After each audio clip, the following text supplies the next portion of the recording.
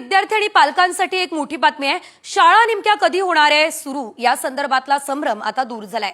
यंदाचं शैक्षणिक वर्ष 15 जूनला सुरू होणार आहे। शिक्षणाधिकाऱ्यांनी या संदर्भात आता माहिती दिली आहे। शैक्षणिक वर्षामध्ये किमान 220 दिवस अध्यापन होणं गरजेचं आहे आणि त्यासाठी सार्वजनिक सुट्ट्या आणि परीक्षांचं नियोजन करावं लागणार आहे। त्या संदर्भात कार्यवाही अजून पूर्ण झालेली नाहीये। त्यातच आता राज्य शैक्षणिक संशोधन आणि प्रशिक्षण परिषदेने परीक्षेच्या संदर्भात स्वतंत्र आदेश काढलेत। त्यामुळे यंदाचं शैक्षणिक वर्ष 1 एप्रिल पासून शक्य नाही असं सुद्धा सांगितलं जातंय।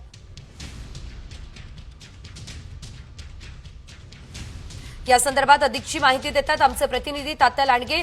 आपण पाहतोय 5 ते 25 एप्रिल पर्यंत जी शाळा सुरू होत असते, मात्र 2 एप्रिल पासून शैक्षणिक वर्ष यंदा अशक्य दिसतंय। नेमका काय निर्णय घेण्यात आलेला आहे?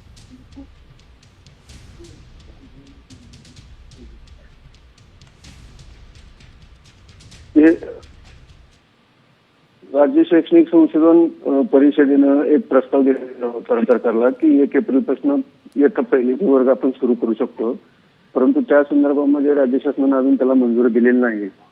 त्यामुळे पहिलीच्या विद्यार्थ्यांचे प्रवेश अजून सुरू झालेले नाहीत। त्यातच राज्य संशोधन परिषदेनं जे वेळापत्रक नव्यानं डिक्लेअर केलेलं आहे, त्यामुळे 5 ते 23 एप्रिल पर्यंत त्यांची परीक्षा आहे। आणि या पार्श्वभूमीवर जर पाहिलं तर 1 एप्रिल पासून राज्य मंडळाच्या शाळा ज्या आहेत ते सुरू होणं अशक्य आहे आणि त्या संबंधित कोणते आदेश शिक्षणाधिकाऱ्यांना प्राप्त नाहीत। त्यामुळे शाळा ज्या आहेत आपल्या रेग्युलर प्रमाणे 15 जून पासूनच भरतील असं शिक्षणाधिकाऱ्यांनी सांगितलेलं आहे। निश्चितच धन्यवाद तुम्ही दिलेल्या सर्व सविस्तर अपडेटसाठी। तर एकंदरीत आपण बघितलंय हा मोठा निर्णय घेण्यात आलेला आहे, संभ्रम दूर झालेला आहे। शाळा 15 जूनलाच आता सुरू होणार आहे। त्यामुळे विद्यार्थी आणि पालकांना जो हा प्रश्न पडलेला होता शाळा कधी सुरू होणार त्याचं उत्तर आता मिळालंय।